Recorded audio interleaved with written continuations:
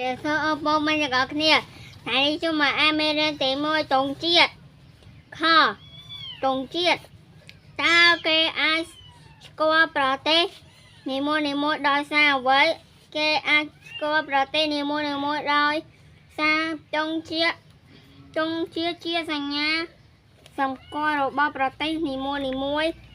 យតងជាតិប្រទេសកម្ពុជាតងជាតិប្រទេសកម្ពុជាមាន3ពណ៌ពណ៌ខៀវនៅជា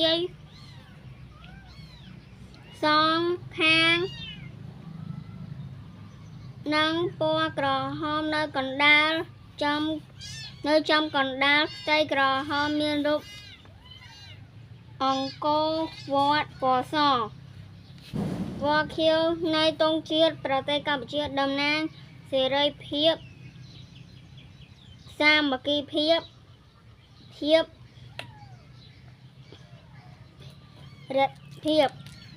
ពណ៌ក្រហមតំណាង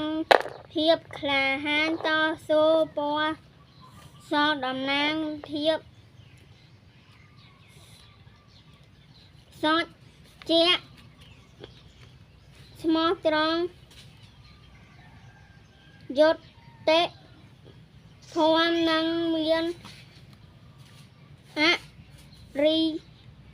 ធម៌រុងរឿងជម្រាបលាអ៊ំពុំទាំងអស់គ្នា